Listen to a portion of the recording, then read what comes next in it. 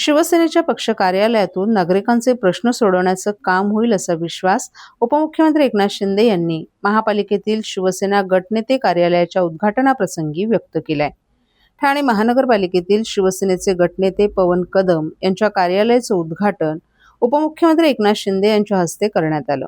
यावेळी खासदार नरेश मस्के, ज्योती वाघमारे, महापौर शर्मिला पिंपळकर, उपमहापौर कृष्णा पाटील, सभागृह नेते हनुमंत जगदाळे, विरोधी पक्षनेते अशरफ पठाण, शिवसेना ठाणे जिल्हा महिला आघाडीच्या प्रमुख मीनाक्षी शिंदे, माजी उपमहापौर पल्लवी कदम, शिवसेनेचे प्रवक्ते राहुल लोंढे यांच्यासह शिवसेनेचे सर्व नगरसेवक, शाखा प्रमुख आणि विभाग प्रमुखही उपस्थित होते. ठाण्यानं शिवसेनेला कायम साथ दिली असून ठाण्याच्या विकासासाठी शिवसेना कटिबद्ध आहे. ठाण्यानं महाराष्ट्राला मुख्यमंत्री दिला असून शहरात मेट्रोसह विविध विकास कामांना वेगानं सुरू आहेत. नागरिकांचे प्रश्न सोडवण्याचं काम या कार्यालयातून प्रभावीपणे होईल असा विश्वास व्यक्त करत सर्व नगरसेवकांनी जनतेसाठी कार्यरत राहावं असं आवाहन देखील करण्यात आलं. ठाण्यात सर्वाधिक नगरसेवक शिवसेनेचे निवडून आल्याबद्दल ठाणेकर नागरिकांचे आभार शिंदे यांनी मानले. पक्षाचं संख्याबळ वाढल्यामुळे आनंदाचं वातावरण असून बाळासाहेब ठाकरे यांचे विचार आणि धर्मवीर आनंद दिघे यांची शिकवण पुढे नेण्याचं काम शिवसैनिक करत असल्याचंही त्यांनी नमूद केलं. बाळासाहेब ठाकरे यांचं ठाण्यावर विशेष प्रेम होतं आणि ठाण्यानं शिवसेनेला मोठ्या करण्यामध्ये महत्त्वाची भूमिका बजावली आहे. हे संपूर्ण महाराष्ट्रानं पाहिलं असल्याचंही यावेळी नमूद करण्यात आलं. तसंच नव्यानं निवडून आलेल्या नगरसेवकांना जुन्या नगरसेवकांनी मार्गदर्शन करावं असा सल्लाही उपमुख्यमंत्री एकनाथ शिंदे यांनी अनुभवी नगरसेवकांना दिला आहे.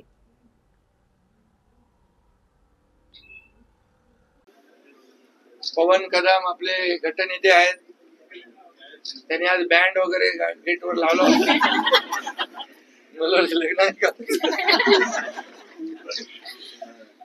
म्हणजे आनंदाचं वातावरण आहे आणि बरेच दिवसापासून पक्ष कार्यालयाच्या उद्घाटनाची सर्व नगरसेवक आतुरतेने वाट पाहत होते आणि मी देखील आज सगळ्यांना धन्यवाद देतो. खरं म्हणजे हिंदू हृदय सम्राट बाळासाहेबांचे विचार, त्यांचे आशीर्वाद आणि धर्मवीर आनंद दिघे साहेबांचं जे काही शिकवण आहे आणि त्यांनी या ठाणे शहरासाठी, जिल्ह्यासाठी, महाराष्ट्रासाठी जे योगदान दिलेलं आहे आणि म्हणून या ठाण्याचा विकास धर्मवीर आनंद दिघे साहेबांच्या मार्गदर्शनाखाली सुरू झाला, याचा अभिमान आम्हाला आहे.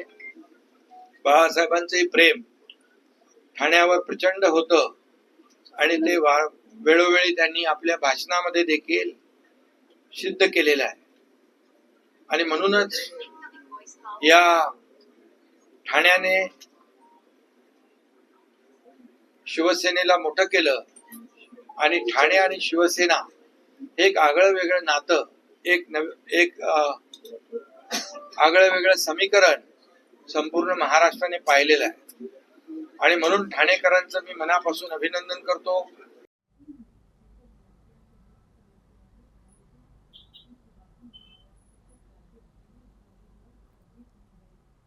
पाऊस नसतानाही गेल्या 5 महिन्यात 55 झाडं उन्मळली, विकास कामांवर प्रश्नचिन्ह. स्मार्ट सिटीच्या दिशेनं वेगानं धावणाऱ्या ठाणे शहरात गेल्या 1.5 वर्षात तब्बल 560 झाडं उन्मळून पडली तर 389 फांद्या कोसळण्याच्या घटना घडल्या आहेत. विशेष म्हणजे पाऊस किंवा वादळी वारे नसतानाही गेल्या 5 महिन्यात 55 मोठी झाडं उन्मळून पडली आहेत. त्यामुळे नागरी विकास कामे, अवैज्ञानिक खोदकामं आणि झाडांच्या मुळांवर होणारा परिणाम याबाबत गंभीर प्रश्न उपस्थित होऊ लागले. एकेकाळी हिरवाईने नटलेले ठाणे आज सिमेंट कॉन्क्रीटच्या जंगलात बदलते. मेट्रो, सिमेंट रस्ते, मलनिस्सारण वाहिन्या, पदपथ आणि विविध विकास कामांसाठी मोठ्या प्रमाणात खोदकाम सुरू आहे. या कामांदरम्यान झाडांच्या मुळांवर घाला पडत असल्याचं पर्यावरण अभ्यासकांचं म्हणणं आहे. झाडांची मुळं तुटल्यानं त्यांची जमिनीवरील पकड कमकुवत होते आणि थोड्याशा वाऱ्यातही मोठी झाडे कोसळण्याच्या घटना वाढत आहेत. महापालिका आपत्ती व्यवस्थापन विभागाच्या आकडेवारीनुसार या वर्षाच्या जानेवारीत 8, फेब्रुवारीत 14, मार्चमध्ये 15, एप्रिलमध्ये 12 तर मे महिन्यात आतापर्यंत 6 झाडं कोसळली आहेत. याशिवाय 39 ठिकाणी फांद्या पडलेल्या घटनांची नोंद झाली आहे. दरम्यान काही ठिकाणी इमारती किंवा व्यावसायिक आस्थापनांसमोर अडथळा ठरणारी झाडे जाणीवपूर्वक सुकवण्यासाठी त्यांच्या मुळांमध्ये ॲसिड किंवा रासायनिक इंजेक्शन टाकलं जात असल्याचा आरोपही पर्यावरण प्रेमींनी केलाय. त्यामुळे या सर्व घटनांची सखोल चौकशी करून वृक्ष संवर्धनासाठी कठोर उपाययोजना करण्याची मागणी जोर धरू लागली. दरवर्षी वृक्षारोपणाच्या घोषणा केल्या जात असल्या तरी प्रत्यक्षात वाढलेली झाडच कोसळत असतील तर ठाण्याची उरलेली हिरवाई धोक्यात आली आहे. पाऊस नसताना मोठी झाडे उन्मळून पडणं ही अत्यंत गंभीर आणि धोक्याची घंटा आहे. विकास कामांदरम्यान झाडांच्या मुळांवर होणारे खोदकाम, सिमेंटचं वाढते जाळं, अवैज्ञानिक फांदी छाटणी आणि वृक्ष संवर्धनाकडे झालेलं दुर्लक्ष यामुळेच ठाण्यात गेल्या 1.5 वर्षात 560 झाडं कोसळली आहेत. हे शहरातील बिघडलेल्या पर्यावरणीय व्यवस्थेचं वास्तव चित्र आहे. सर्व नागरिकांना आवाहन करण्यात येत आहे की सध्या डासांमार्फत पसरणाऱ्या डेंग्यू या आजाराचा प्रसार रोखण्यासाठी प्रत्येकाने पुढील प्रमाणे कार्यवाही करावी. डेंग्यू आजार एडिस इजिप्ती हा डास चावल्याने होतो. या डासांची पैदास साचलेल्या किंवा साचवलेल्या स्वच्छ पाण्यामध्ये होते. 8 दिवसांपेक्षा जास्त दिवस पाणी उघडे व साचून राहिल्यास त्यात डास अंडी घालतात. अंड्यांच्या अळ्या तयार होऊन पुढे डास तयार होतात. यासाठी आपल्या घरातील पाणीसाठे उदाहरणार्थ बॅरल्स, पिंपे, टाक्या, हौद, रांजणे इत्यादी दर आठवड्याला रिकामे करून घासून पुसून कोरडे करून पुन्हा भरावे. 1 दिवस कोरडा दिवस म्हणून पाळावा. पाणी साठ्यांना घट्ट झाकणे बसवावीत किंवा जुनी साडी, चादर, धोतर यांनी बांधून झाकून ठेवावीत, म्हणजे डास त्यात जाऊन अंडी घालणार नाहीत. घराच्या गच्चीवर, आजूबाजूला, अंगणात कोठेही पाणी साचू देऊ नये. भंगार सामान उघड्यावर टाकू नये. उदाहरणार्थ टायर्स, प्लास्टिक सामान, कुंड्या, टाकाऊ वस्तू इत्यादी. अशा सामानात पावसाचे पाणी साठून त्यात डेंग्यूच्या डासांची पैदास होते. घरातील कूलर्स, फ्रीजच्या पाठीमागील ट्रे हे देखील वेळोवेळी कोरडे करावेत. लक्षात ठेवा, नुसत्या फवारणीने डास घनता कमी होत नाही, तर त्यासाठी डास पैदास ठिकाणे नष्ट करणे ही आपल्या सर्वांची जबाबदारी आहे. कोणताही ताप अंगावर न काढता जवळच्या शासकीय रुग्णालयात मोफत औषधोपचार घ्या. अशा प्रकारे नागरिकांनी सहकार्य केल्यास डेंग्यूचा प्रसार रोखणे सहज शक्य आहे.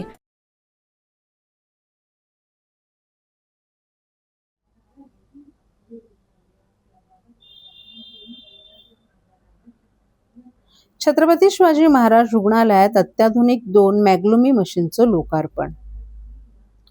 सार्वजनिक आरोग्य सेवा अधिक सक्षम करण्याच्या उद्देशानं डॉक्टर श्रीकांत शिंदे फाउंडेशन आणि गोपाळराव पाटील शिक्षण प्रसारक मंडळ यांच्या वतीने कळवा येथील छत्रपती शिवाजी महाराज रुग्णालयाला अत्याधुनिक अशा 2 मॅग्लुमी 800 आणि मॅग्लुमी 2000 CLIA विश्लेषक मशीन CSR उपक्रमांतर्गत प्रदान करण्यात आलं असून त्याचं लोकार्पण आज ठाणे महानगरपालिका सभागृह नेते हणमंत जगदाळे यांच्या हस्ते करण्यात आलं. या मशीनमुळे रुग्णालयातील रक्तनिदान क्षमता अधिक वेगवान आणि परिणामकारक होणार असून हजारो रुग्णांना त्याचा थेट लाभ मिळणार आहे.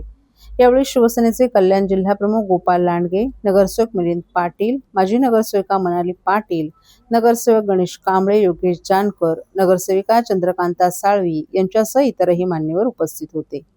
मॅग्लुमी 800 आणि मॅग्लुमी 2000 या दोन्ही मशीन पूर्णपणे स्वयंचलित असून त्यांची तपासणी क्षमता अत्यंत वेगवान आहे. एका तासात सुमारे 200 चाचण्या करण्याची क्षमता या मशीनमध्ये आहे. तसंच एकाच वेळी 40 रुग्णांचे नमुने तपासता येणार आहेत. कर्करोग, थायरॉइड, ट्यूमर यांसारख्या गंभीर आजारांच्या चाचण्या अधिक अचूक आणि जलद पद्धतीने करता येणार असल्याने रुग्णांच्या उपचार प्रक्रियेला मोठी मदत मिळेल. छत्रपती शिवाजी महाराज रुग्णालयात ग्रामीण आणि आर्थिकदृष्ट्या दुर्बल घटकांमधील रुग्ण मोठ्या प्रमाणावर उपचारासाठी येत असतात. हे रुग्णालय सर्व सुविधांनी परिपूर्ण असावे अशी भूमिका उपमुख्यमंत्री एकनाथ शिंदे यांची असल्याचं यावेळी सभागृह नेते हणमंत जगदाळे यांनी सांगितलं. डॉक्टर श्रीकांत शिंदे फाउंडेशन आणि गोपाळराव पाटील शिक्षण प्रसारक मंडळ यांनी दिलेल्या 2 मशीनमुळे रुग्णालयाची सेवा अधिक सक्षम होईल. मात्र मशीन सातत्यानं कार्यरत ठेवण्यासाठी आवश्यक मनुष्यबळ उपलब्ध व्हावं यासाठी आयुक्तांशी चर्चा करण्यात येणार आहे, जेणेकरून नागरिकांना या सुविधेचा पूर्ण लाभ मिळू शकेल असा विश्वासही त्यांनी व्यक्त केलाय. या मशीनमुळे ठाणे महापालिका रुग्णालयाच्या आरोग्य सेवेत आणखीन एक महत्त्वपूर्ण पाऊल पडलं असून सर्व स्तरातून या उपक्रमाचं कौतुक होत आहे.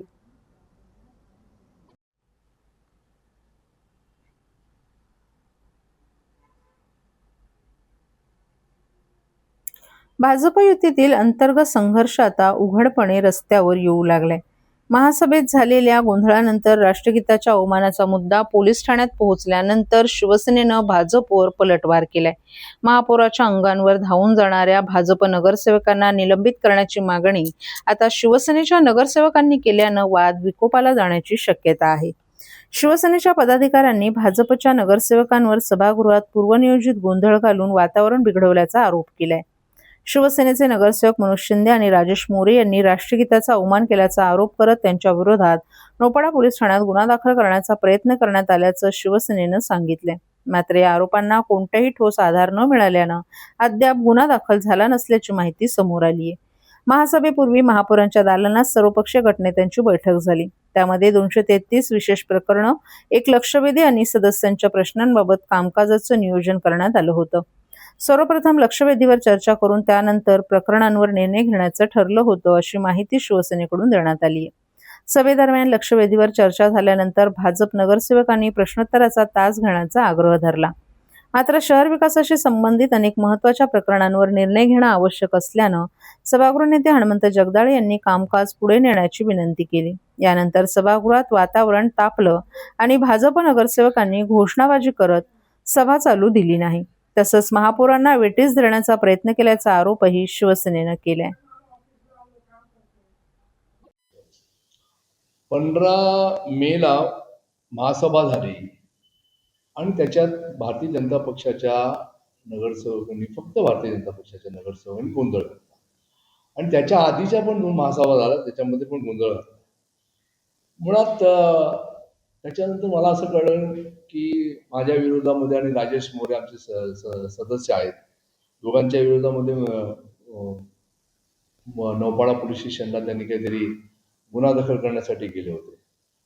एक तर मला त्या सन्माननीय राज्याचे मुख्यमंत्री पक्षाचे नेते आहेत फडणवीस साहेब आणि रवी जाधव साहेब, हे पण नेते आहे, हे अध्यक्ष आहेत, त्या दोघांना सांगायचं की काहीतरी आपल्याला सदस्यांना समज द्यावा लागेल. मुळात ज्या एवढ्या सदस्यांना एक माहिती नाही की जनगणमन मी म्हटलं हा अपमान नाही झाला, त्याच्यामुळे ही कुठली केस होणार नाही पोलीस स्टेशनला. ही साधं कायदा त्या सदस्यापैकी कुठल्याही ज्येष्ठ नगरसेवकांना माहीत नाही आणि उठसूट बाहेर जाऊन नौपाड्यामध्ये माझ्यावर गुन्हा नोंदवा अशी मागणी करतात आणि शेवटी पोलिसांना सांगावं लागतं की याबाबत गुन्हा दाखल होऊ शकत नाही. म्हणजे किती बालिशपणा आहे हा. दुसरी गोष्ट, गटनेत्याच्या बैठकीमध्ये एकदा ठरलं की बाबा पहिली लक्षवेधी घ्यायची आणि पावसापूर्वी अनेक प्रश्न लोकांचे प्रलंबित आहेत आणि ते करणं काळाची गरज आहे. अतिशय तोंडावर पाऊस आहे, त्या लक्षवेधीचं पण फार महत्त्व होतं आणि त्याच्यानंतर मग उरला वेळ त्या संदर्भामध्ये प्रश्नोत्तरं घ्यायची. हे स्पष्ट गटनेत्याला सांगितल्यानंतर देखील त्या ठिकाणी काही सदस्य की आमचे प्रश्न घ्या. नंतर मी ते पहिले की एवढा आग्रह का प्रश्नाचा का, त्याच्यानंतर कळलं की ते प्रश्न हे शहर विकास संदर्भामधले होते, म्हणजे बिल्डरच्या संदर्भामधले होते. आणि आता मी काय बोलणार नाही, हे असे बिल्डरच्या संदर्भामध्ये असलेले प्रश्न, त्याचा कुठे कुठे काय काय दुरुपयोग केला जातो, भ्रष्टाचारापर्यंत विषय जाऊ शकतो. मला त्याच्यावर चर्चा करायची नाही.